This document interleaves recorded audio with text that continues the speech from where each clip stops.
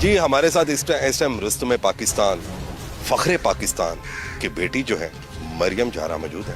इनसे हम जानते हैं झारे पहलवान की जिंदगी के और जो वाकयात जो हैं इनसे जानते हैं, और उनकी फौतगी के बाद किस तरह ये सरवाइव करती हैं सारा कुछ। और टिल अभी तक, क्योंकि इन्होंने गवर्नमेंट ऑफ पाकिस्तान से मुतअद्दिद बार फरियाद भी की और अपनी असल कहानी जो थी वो भी इन्होंने नोट भी करवाने की कोशिश की, लेकिन अभी तक इम्प्लीमेंट क्यों नहीं हुआ। मेरे बात करने का कोई मकसद ही नहीं है, क्योंकि हमारी दादरसी नहीं होती। क्यों नहीं होती ये हम जानते हैं मरियम झारे से। जी अस्सलाम वालेकुम। वालेकुम अस्सलाम। कैसी तबीयत आप? मैं ठीक ठाक, शुक्र अल्हम्दुलिल्लाह। बताइएगा कि फने पहलवानी के बेताज बादशाह हरफन मोना और दुनिया में नाम कमाने वालों की बेटी के आप, तो मुझे ये बताएं कि ये आप उनकी फौतगी के बाद जिंदगी का जो पीरियड जो है वो आपकी वालदा मोहतरमा ने बड़े ऐसे अंदाज से परवरिश आपकी की, और आपका भाई भी है मौसम जी जी।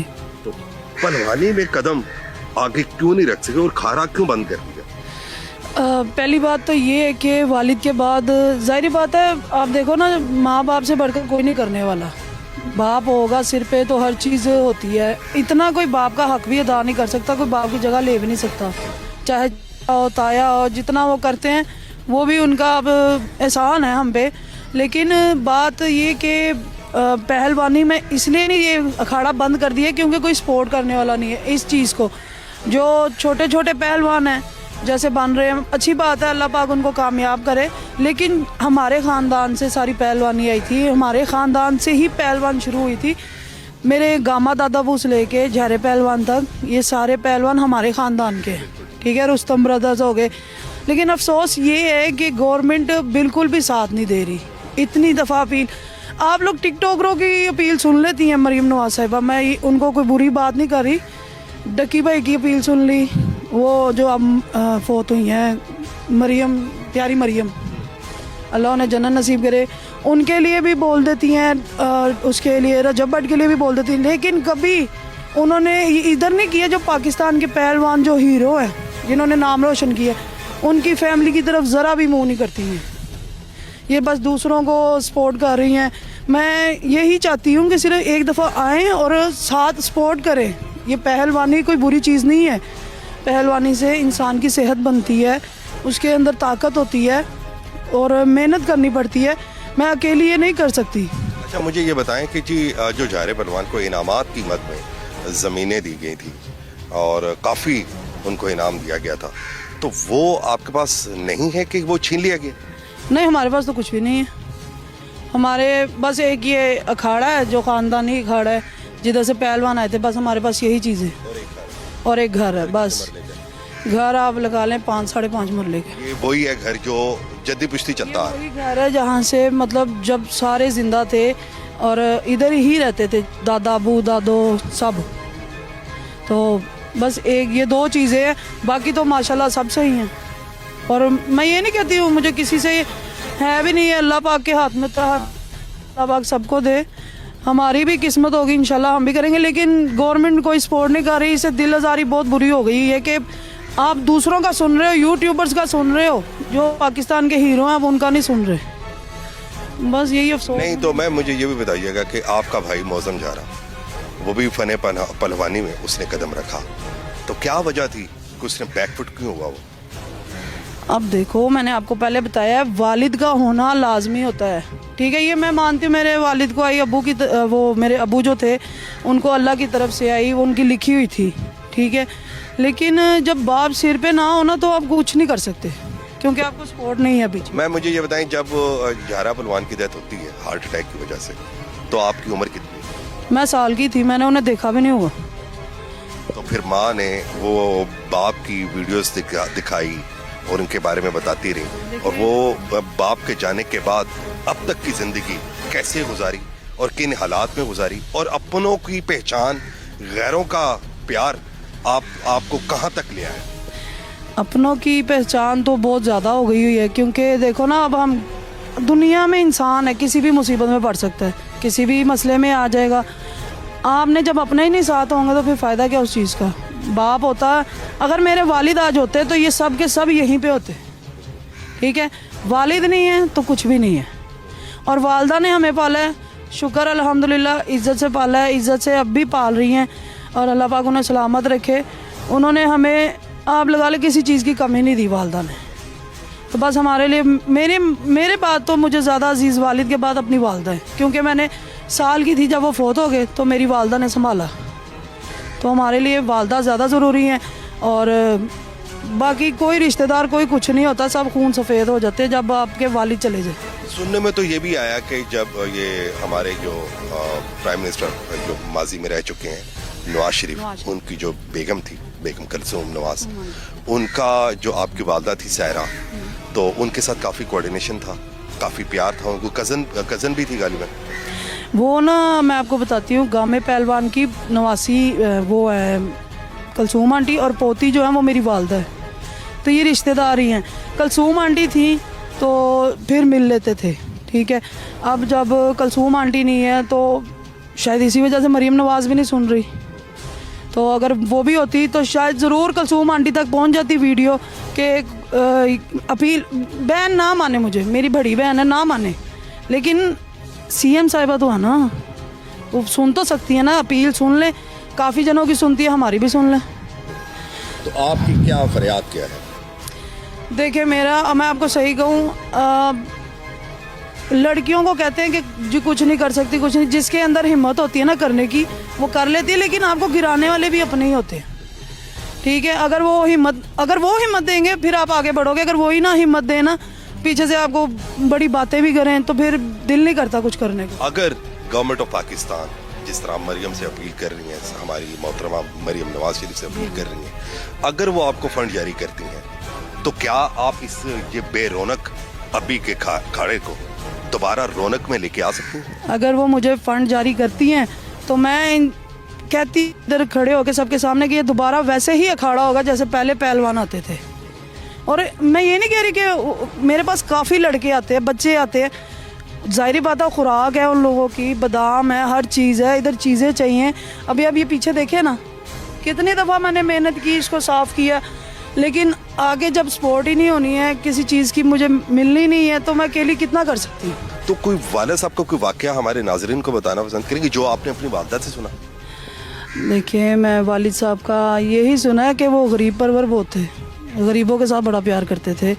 अब कोई हमारे घर के बाहर से गरीब जा रहा हो तो वालिद खाना खाने लगे थे, वालदा ने बताया था।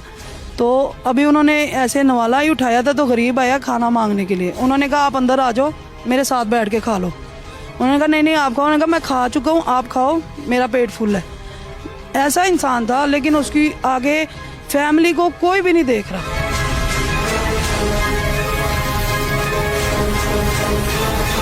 ये बताएं कि झारा बलवान खाने में क्या चीज़ पसंद है?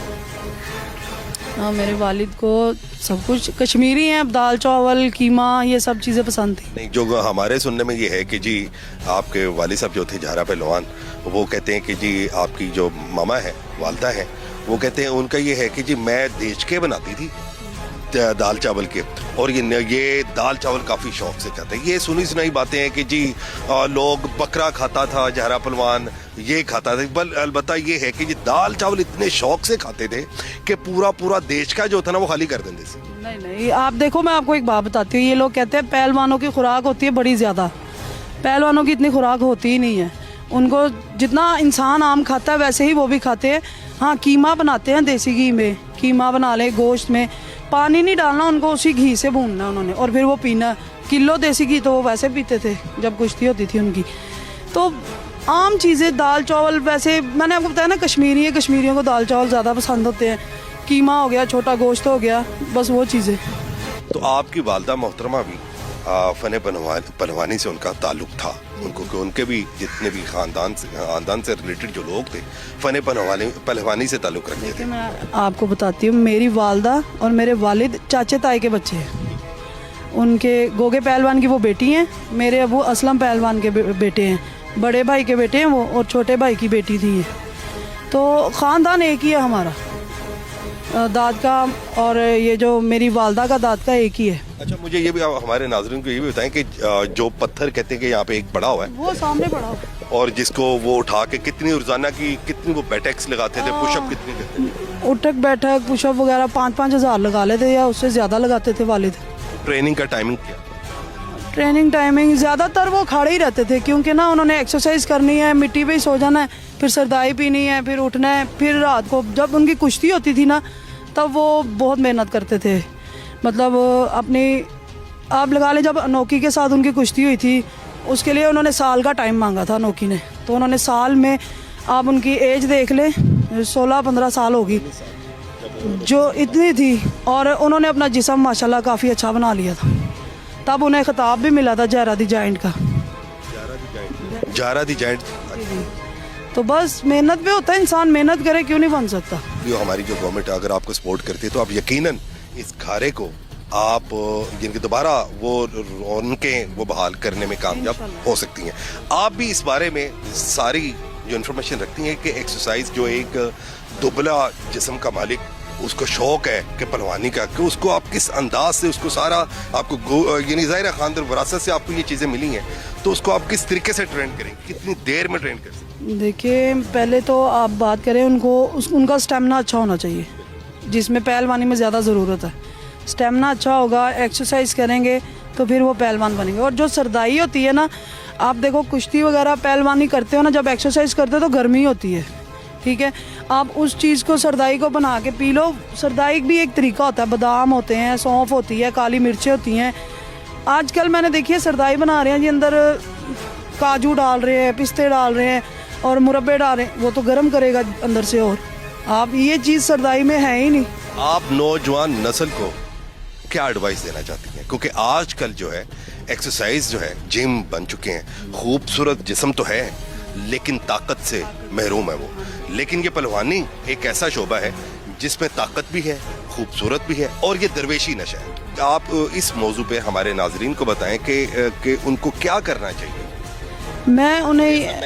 मैं ये मैसेज देना चाहती हूँ, जो नौजवान लड़के हैं, जो बच्चे जवान हो रहे हैं, मैं चाहती हूँ वो एक्सरसाइज मिट्टी की करें।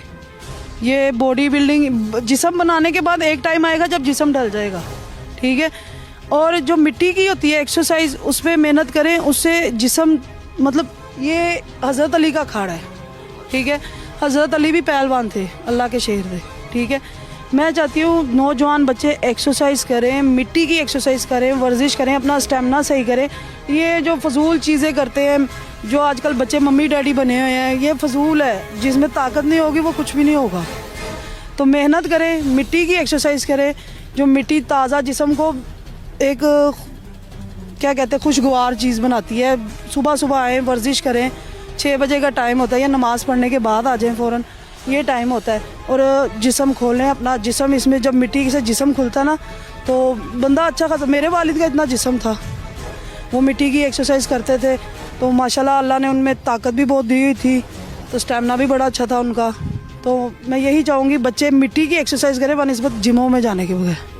मैं अपनी सीएम साहिबा मरीम नवाज शरीफ साहब से ये कहना चाहती हूँ कि हमारे भी ख़ानदान ने जब पाकिस्तान और इंडिया अलग हुआ था तो मेरे गामा परदादा अबू ने कहा था उन्होंने पाकिस्तान जाना है, तो पाकिस्तान आ गए थे। आगे उन्होंने गामे परदादा अबू से लेके रुस्तम ब्रदर, फिर मेरे अब्बू, उन सब ने नाम किया, पाकिस्तान का नाम रोशन किया। तो मैं इनसे यही अपील चाहती हूँ कि मरीम नवाज साहिबा आप ज़रूर एक दफ़ा आए, मुझे सपोर्ट तो करें, फ़ंड चाहिए मुझे, ताकि मैं इस अखाड़े को दोबारा आबाद करूं जहां से सारे पहलवान निकले थे। तो एक दफ़ा यही रिक्वेस्ट है कि आप आएँ और सुने, मेरी अपील सुने। आज भी इस पहलवानी का शौक रखने वाले लोग जो वो मौजूद हैं? हाँ जी, काफ़ी हैं। मैं यही चाहती हूँ कि मरीम नवाज साहिबा फ़ंड मुझे दें, मैं ताकि इस अखाड़े को आबाद करूँ। इस अखाड़े में ये अखाड़ा पीछे सारा आबाद हो जाएगा जैसे पहले था, जैसे सारे पहलवान ये कमरों में सब जगह होते थे। मेरे पास काफ़ी बच्चे आते हैं, काफ़ी लड़के हैं जिनको अखाड़ा आना है, अखाड़े पहलवानी करनी है, पहलवान बनना है, पहलवानी सीखनी है उन्होंने। तो मैं यही अपील करना चाहती हूँ कि सीएम साहिबा एक दफ़ा ज़रूर सुने, ताकि मैं बस ये रिक्वेस्ट ही कर सकती हूँ, क्योंकि काफ़ी इंटरव्यू दे चुकी हूँ सीएम साहिबा की, वीडियो तो पहुँची नहीं मेरी, कोई भी इंटरव्यू नहीं उन्होंने देखा, ना उन तक कोई गया। तो मैं बस अपील कर सकती हूँ उनसे। जी नाज़रीन, जैसा कि आपने मरियम जारी की गुफ्तगू को सुना और इनका वक्त के जो हाकिम हैं इनसे मुतालबा है कि हमें फ़ंड्स जारी किए जाएं और ये जो बेरोनक हैदरी खाड़ा जो है ये दोबारा से आबाद मैं करूं।